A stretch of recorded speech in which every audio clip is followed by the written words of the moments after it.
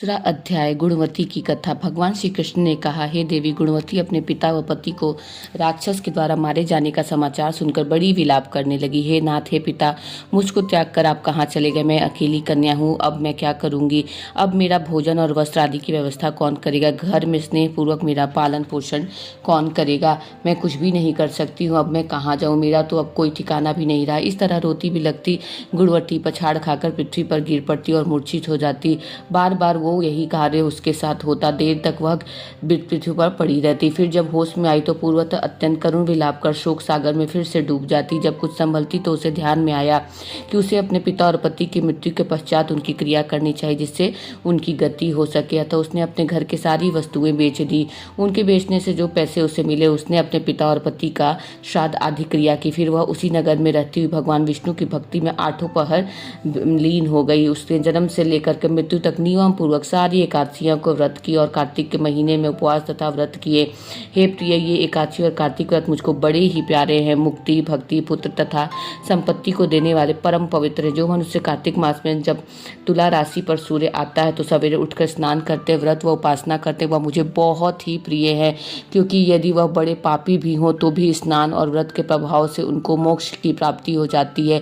जो मनुष्य कार्तिक में स्नान, जागरण, दीपदान तथा तुलसी के वृक्ष की रक्षा करते हैं वह साक्षात विष्णु भगवान के तुल्य है। जो मनुष्य कार्तिक मास में मंदिर में झाड़ू लगाते हैं वे बहुत ही मुझे प्रिय हैं। गुणवती अब प्रतिवर्ष मन लगाकर कार्तिक का व्रत और भगवान विष्णु का पूजन करने लगी। हे प्रिय, एक बार वह ज्वर से ग्रसित थी और बहुत ही दुबली हो गई थी। फिर भी किसी न किसी प्रकार से गंगा स्नान के लिए चली गई। गंगा तक पहुंचते भी किंतु शीतलता के मारे वहां बुरी तरह से वह कांपने लगी, एकदम शिथिल हो गई। वह मेरे दूतों के द्वारा मेरे धाम आई। इसके पश्चात जब ब्रह्मा आदि देवताओं की प्रार्थना पर जब मैंने कृष्ण का अवतार लिया तो उस समय मेरे गढ़ भी मेरे साथ आए। वह समय इस पृथ्वी पर यादव बने। तुम्हारे पिता जो कि पूर्व जन्म में देव शर्मा थे इस समय स्त्राजीत हैं।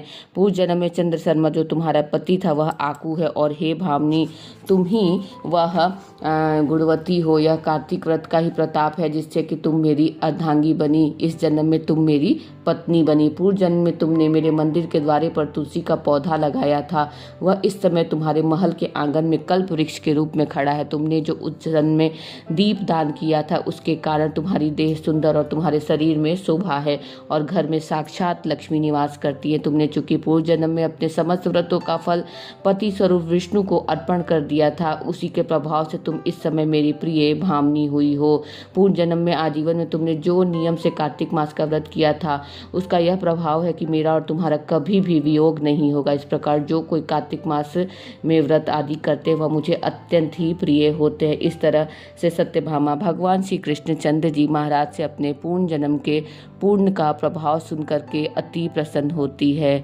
दूसरा अध्याय यहाँ पर समाप्त होता है।